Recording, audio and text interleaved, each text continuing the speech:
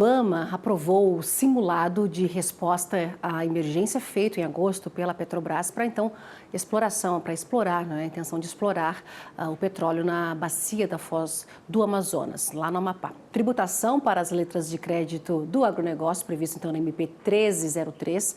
Assuntos agora para a jornalista e a analista aqui do canal, Ana Amélia Lemos. Ana está aqui com a gente, muito bem-vinda. Boa tarde, Ana. Boa tarde, Simone. Boa tarde aos nossos telespectadores do AgroTarde. Olha, quem mais festejou essa notícia do IBAMA, do licenciamento para a bacia lá da plataforma do petróleo naquela região, evidentemente foi o líder maior do Amapá no Senado Federal, ninguém mais, ninguém menos que o presidente Davi Alcolumbre. E, claro, o líder do governo no Senado é também do Amapá, senador Randolfo Rodrigues, que é do PT, e Alcolumbre do União Brasil. E essa notícia era aguardada, houve até um embate político, umas queixas e umas críticas muito pesadas dele relativamente às posições do Ministério do Meio Ambiente, lideradas pela Marina Silva, e isso acabou resultando nesse embate. O governo, como mediador, eu acho que agiu corretamente, tentando acalmar os ânimos e as posições de cada lado, para compor uma saída que é de interesse não apenas do Amapá, isso é de interesse do Brasil, da sua segurança na área energética, na área do petróleo. Já somos exportadores de petróleo, então quanto maior tiver esse protagonismo do Brasil, para evitar que um estrangeiro venha nas nossas águas territoriais e fazer essa exploração, não é, Simone? Então eu acho que o encaminhamento disso, dessa forma, foi a melhor possível. Tomara que as coisas não sejam interrompidas, porque o Brasil vive, em todas as áreas, um processo de insegurança jurídica muito grande. Então é preciso exatamente ter a certeza e a convicção e as garantias do ponto de vista ambiental, do ponto de vista da regulamentação, da proteção daquela área toda, da questão da fauna, flora, tudo aquilo, mas não impedindo que haja esse desenvolvimento e essa exploração dos recursos de petróleo naquela região, que é muito importante para o Brasil. Essa aprovação do IBAMA foi o primeiro passo, né, Ana? Porque a gente... Sim, é uma longa caminhada, uma longa caminhada. Pois o IBAMA, então, aprovou essa simulação, né, que ela foi feita pela Petrobras, na margem equatorial, que é, então, esse último passo para obter, né, a Petrobras obter essa licença para exploração. E esse simulado, então, foi feito em agosto, né, e fez parte dessa última etapa do licenciamento ambiental necessário, então, para que a Petrobras, ela possa, então, perfurar um poço na Foz do Amazonas, região que fica no litoral do Amapá, na margem equatorial, chamada de avaliação pré-operacional. Essa etapa teve, então, o objetivo de testar, na prática, se os planos, então, de emergência e de proteção à fauna, que é importante, né, Mana, seriam viáveis em caso de um possível acidente durante a perfuração. O IBAMA, então, ele aprovou, né, essa simulação e pediu ajustes para finalização aí dessa licença. E o presidente do Senado, Davi Alcolumbre, Ana, ele celebrou, né, como você citou, né, ele celebrou essa aprovação pelo IBAMA, né, desse avanço da exploração do petróleo na margem equatorial no Amapá. O senador ressaltou, então, a importância dessa decisão e disse que será uma nova era de oportunidades para o país. Vamos ouvi-lo. Eu quero fazer os meus agradecimentos ao presidente Lula, na condição de senador do Amapá, na condição de brasileiro e na condição de presidente do Senado Federal e do Congresso Nacional. Em meu nome, em nome do povo amapaense, em nome de todas as lideranças políticas do Amapá que juntos lutam há mais de uma década para que esse sonho se tornasse realidade, cada passo, cada conquista, cada vitória em relação a esse projeto é aguardada por todos nós há muitos anos.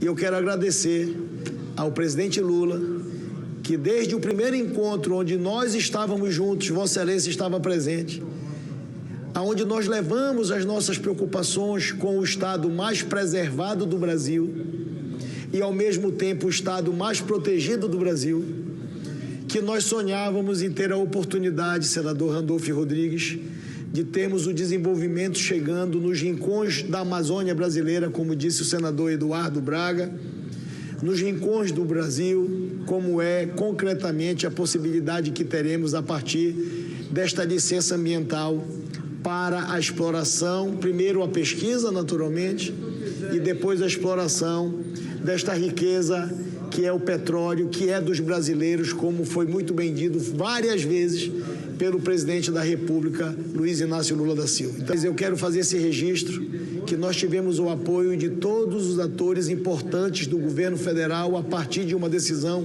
do presidente da República, quando concretamente sabe que essa riqueza é do Brasil. A Petrobras é uma das empresas mais valiosas do mundo, a mais preparada no segmento de pesquisa e exploração em águas profundas, que são as características desse poço, desse bloco de exploração na fronteira do Brasil com a França, com o platô das Guianas. E a Petrobras carecia, o Brasil carecia de uma nova reserva exploratória. O Brasil carecia, para poder manter a Petrobras na condição que é, uma empresa que é orgulho dos brasileiros e naturalmente é dos amapaenses, ela carecia de uma nova reserva de exploração. Ana, nova reserva de exploração, mas eu já te pergunto para você, já vou deixar essa interrogação, em ano de COP no Brasil. Como é que fica também esses dois lados? A gente vê aí, né, o senador falando nessas oportunidades. Também... Eu acho que é importante que, como ele fala na fronteira com a França, não é o território francês, é que ali naquela região está a Guiana Francesa, que ainda é uma vinculação direta com a França. Portanto, essa é a explicação e o registro que fez o senador. É claro que ali é uma área também conflagrada, que a Venezuela também tem um olhar ali sobre essa região, mas, de qualquer modo, isso está provando que é uma região, porque a Venezuela é um dos maiores produtores de petróleo do mundo. Ela integra a OPEP e já está criando problemas ali territoriais em relação à questão de petróleo, de exploração do petróleo.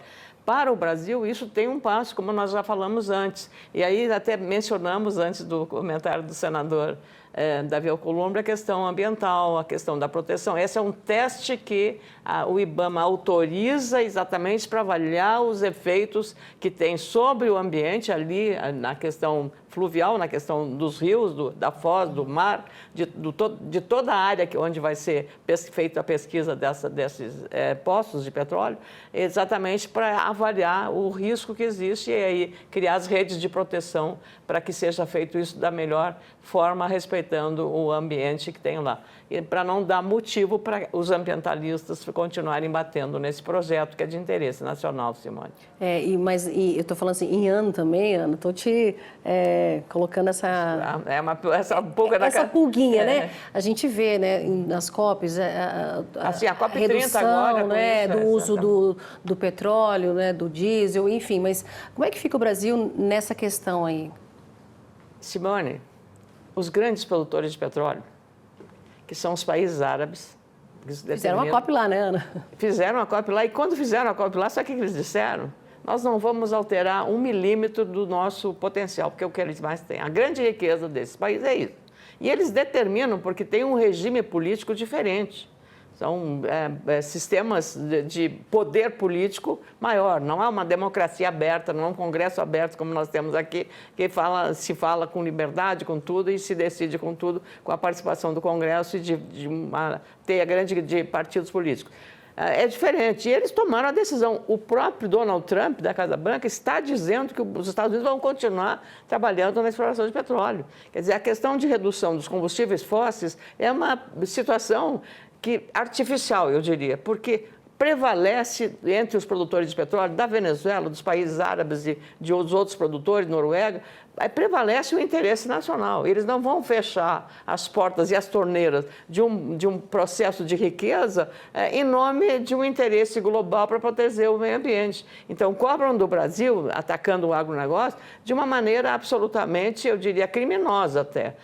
Porque essa campanha ela tem a ver com concorrência, dos produtos agrícolas de outras regiões produtoras e tem a ver também com terminar com o interesse, com o protagonismo que tem o Brasil, que vai continuar tendo, por conta de território, por conta de clima, por conta de ter uma capacidade de produzir 3 safras por ano, Simone. Qual é o país do hemisfério norte que pode fazer isso? Que só tem uma estação, um inverno rigoroso, não pode fazer. Então, é exatamente essa questão, o interesse nacional acima de todo. Nem é um problema de esquerda ou de direita. Então, se tivesse Bolsonaro, estando Lula lá, a mesma questão a mesma questão é o interesse maior do país. Fazer o que tem que ser feito para preservar o interesse maior do país em matéria de renda. Não adianta nós darmos de bonzinho e os outros países estarem explorando a torto e a direito as reservas que eles têm. E, quer dizer, essa história do combustível fóssil, os Estados Unidos saiu do Clube de Paris, então, e é a maior economia do mundo. Então, nós temos que também ter uma certa prudência nessa hora,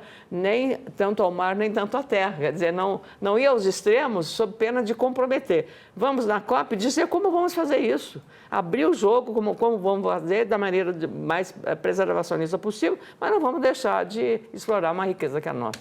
Certo, Ana Amélia, vamos para o próximo, a nossa próxima pauta. O ministro da Fazenda, Fernando Haddad, defende que, mesmo com o fim da isenção do imposto de renda sobre títulos, como LCI e LCA, previsto, então, na medida provisória 1303, alternativa, então, ao IOF, essas linhas seguirão, então, atrativas por manterem a alíquota diferenciada em relação a outros investimentos. Durante a Comissão da Agricultura da Câmara, onde o ministro participou, ele destacou, então, ainda que boa parte do benefício atual não chega ao produtor final. Vamos ouvi-lo.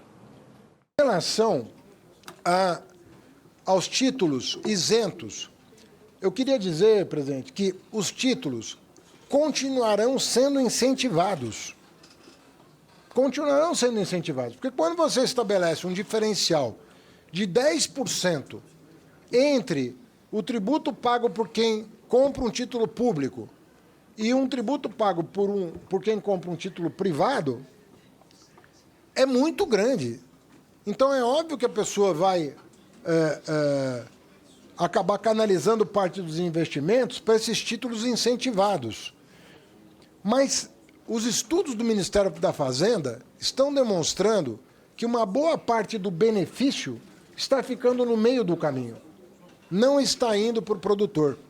Porque, sobretudo, as letras, tanto a LCI quanto a LCA, as letras são emitidas por instituições financeiras. É diferente do CRA e do CRI. Sabe quem nos fez enxergar esse problema? As instituições financeiras. E que havia formas mais inteligentes de favorecer a indústria da construção civil e a agricultura mediante outras formas de promoção, como é o caso da regulamentação do Conselho Monetário Nacional, que vem sendo feita para canalizar os recursos para a produção e não para a especulação. O que adianta você ter um título isento que é fruto de especulação? E aí, Ana Amélia? Olha, aí só o seguinte, o governo encaminhou uma medida provisória para compensar o IOF em relação à letra de crédito agrícola para o agronegócio. O governo até propôs 5% de imposto de renda. E o relator... O texto aumentou, né? O relator está aumentando para 7,5%. Então, não dá para entender... E o relator não é um líder... É o líder do governo. Ele é do governo, da base do governo, né? O Carlos Zaratini. Então, não dá para entender o discurso do ministro com o que o relator, que é do governo, que defende o governo, está propondo como relator da questão da letra de crédito da agropecuária. Então, onerar, de qualquer maneira, e isso, claro, dá para se entender, porque o governo está buscando um equilíbrio financeiro para equilibrar exatamente as questões relacionadas à desoneração, à retirada do IOF, né, o Imposto sobre Operações Financeiras. Então, mas isso vai acabar arredondando. Agora, eu sinceramente, fiquei surpresa com a proposta do relator de aumentar exatamente a taxação do imposto de renda sobre essas aplicações. Então, agora o ministro está explicando, vamos ver, vai dar muito debate, o relatório vai ser muito bem debatido, para evitar onerar o produtor. Porque hoje ele já carece, tem um problema sério do impacto climático. Ontem ele foi lá, por que ele foi lá? O ministro foi lá para debater exatamente a questão da dívida dos agricultores. A bancada do Rio Grande do Sul, que é a mais afetada por isso, toda a convocação, o convite para o ministro ir lá, e aliás ele foi muito bem, abriu as portas, abriu para abrir negociações, conversar mais sobre o assunto para resolver o alongamento ou o pagamento da dívida em prazos aceitáveis pelos dois lados, para o lado do produtor e para o lado da instituição financeira. Então, é disso que se trata, né, Simone? Então, pelo menos isso. Agora, eu fiquei surpresa com a proposta do relator de aplicar um percentual maior de imposto de renda sobre essas aplicações de LCA do que a própria proposta original do governo, que era 5 e ele botou 7,5. E a FPA disse que não fez nenhum acordo, então, para ter esse aumento também em relação ao IOF. A gente segue acompanhando isso, não é, Ana? Porque vamos mudar de assunto agora, vamos falar da PEC da blindagem, né, que o presidente do Senado, Davi Alcolumbre, ele arquivou oficialmente, então, a PEC da blindagem. O senador decidiu não deixar a proposta ser votada em plenário depois que ela foi rejeitada com unanimidade pela Comissão de Constituição e Justiça, a CCJ do Senado. Vamos ouvi-lo. Que do ponto de vista regimental, no parágrafo 1º do artigo 101 do Regimento Interno do Senado Federal, quando a Comissão de Constituição e Justiça emite um parecer aprovado de forma unânime pela inconstitucionalidade e injuridicidade de qualquer proposição, esta é, do ponto de vista regimental, considerada rejeitada e arquivada definitivamente, por despacho, naturalmente, da presidência do Senado Federal. Independentemente, é o que manda o regimento, independentemente de deliberação de plenário. Portanto, não há o que se esclarecer em relação à tramitação desta proposta, querido presidente Otto Alencar, querido senador Alessandro Vieira. Assim, tendo em vista que a Comissão de Constituição e Justiça, no dia de hoje, de forma unânime, aprovou o parecer da lavra do senador Alessandro Vieira sobre essa proposta de emenda constitucional, concluindo no seu parecer pela sua inconstitucionalidade e injuridicidade e no mérito pela sua rejeição, esta presidência, com amparo regimental claríssimo, determina o seu arquivamento sem deliberação de plenário. Resultado da resposta das ruas, né, Ana? Olha aí, na verdade, foi a pressão das ruas que levou a essa decisão do presidente, que deu repetiu duas vezes que o que ele estava fazendo seguia o que determina o regimento interno. Quer dizer, esse esforço do Davi Alcolumbre foi para dizer, olha, lavo as mãos nesse negócio. A decisão unânime da CCJ sobre a matéria, rejeitando, não precisa submeter ao plenário. E isso aliviou também a pele de muitos senadores ali que estavam dispostos a aprovar a PEC da vergonha. A PEC da vergonha, Simone. É o único nome correto para essa PEC que chamava PEC da blindagem, a PEC das prerrogativas de foro. É uma palavra bonita para dizer que era uma vergonha o que o Congresso e a Câmara fizeram, propondo exatamente tratar e dividir a sociedade brasileira entre cidadãos de primeira classe, eles, os parlamentares, e de segunda classe, nós, os outros contribuintes, sujeitos à lei. Os parlamentares, só seria dado início a um processo de apreciação jurídica de uma condenação ou de uma denúncia, desde que os colegas, senadores e deputados, aprovassem essa decisão. Então, realmente, foi uma decisão sábia, em hora oportuna, especialmente depois que as ruas foram demonstrar a sua insatisfação, a sua irritação com o que a Câmara havia decidido. Tá certo, Ana. Vamos seguindo aqui, vamos fazer uma entrevista, conto com a sua participação, além da presença aqui com a gente agora, né? Seguimos, então, falando da... Qual câmera que eu viro? Estou certo? Aqui, agora sim.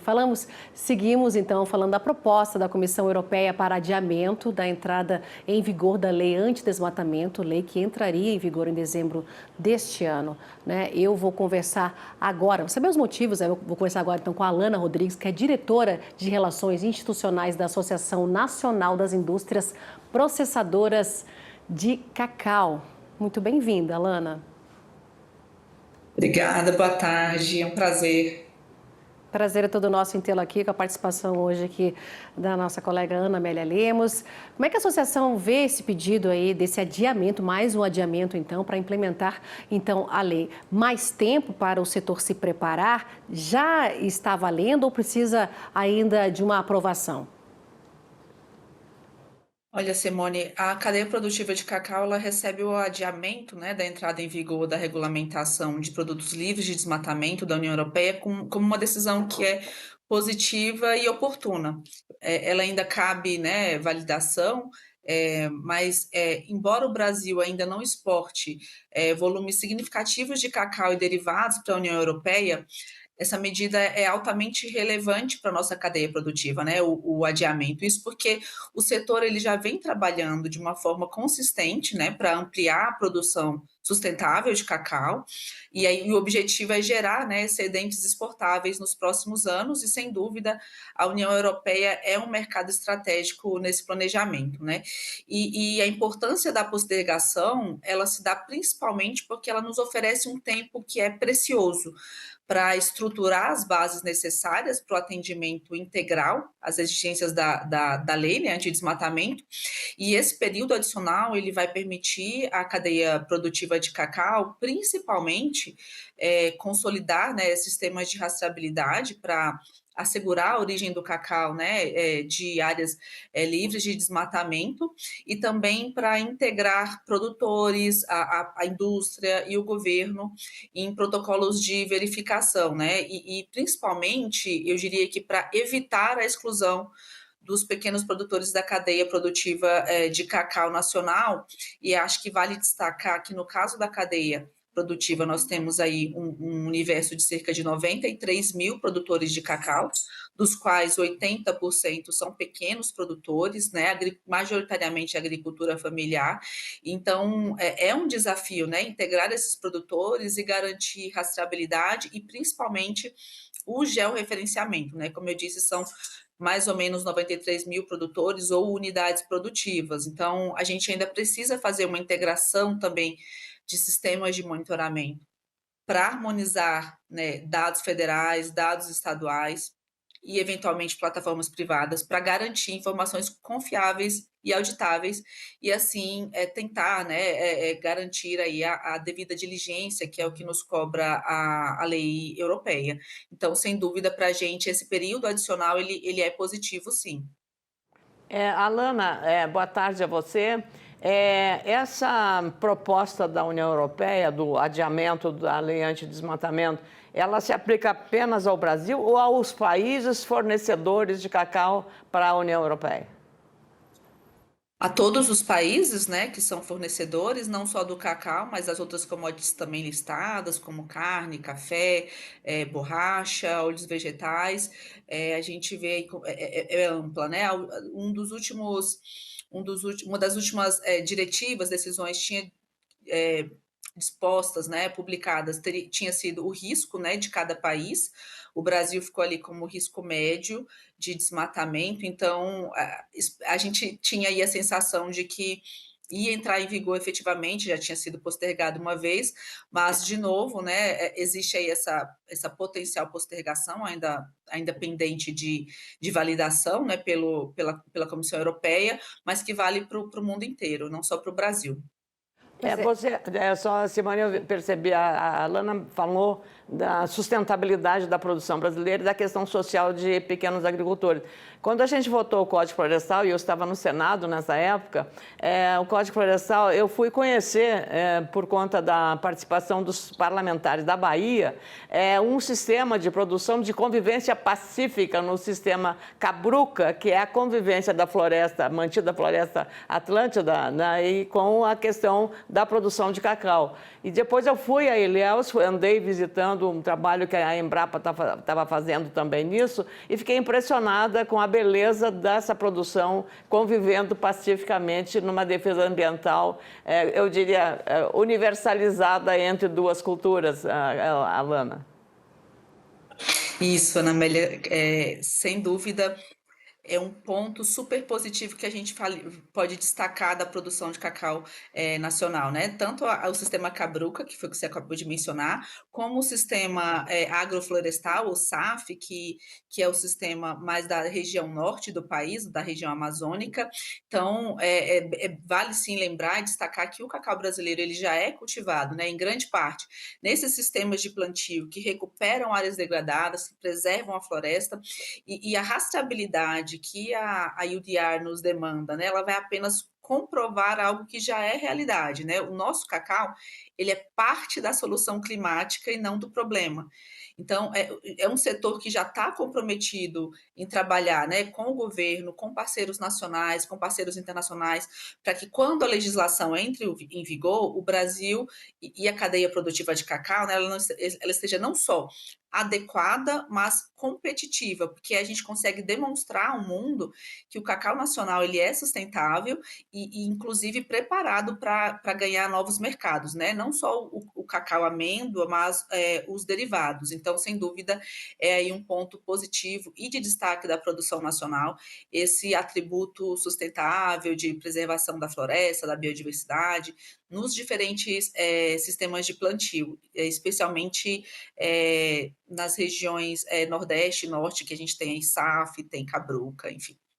Alana, para a gente já ir finalizando, você falou que o Brasil não exporta muito, né? Eu queria saber a quantidade de quanto que vai para a Europa, porque tem essa lei, né? Que ela tem esse novo pedido para se adiar, porque ela iria entrar em vigor agora em dezembro de 2025. Né, escalonado até julho de 2026, uma lei aprovada em 23, que deveria entrar em 24, mas então teve esse primeiro adiamento, agora para o final do ano e para início até julho de 2026. Tem esse pedido para novo adiamento. Bom, né, segundo vocês aí, em relação a um tempo maior para que o setor ele se adeque a essas exigências dos europeus, dessa lei em específico aí. Quanto se exporta para a Europa? E nesse um ano, que pode ser esse novo prazo, vai dar tempo, então, da cadeia se estabelecer, atender todas essas exigências que a lei ela pede? Simone, a exportação, como eu falei, ela ainda é muito pequena para países da União Europeia.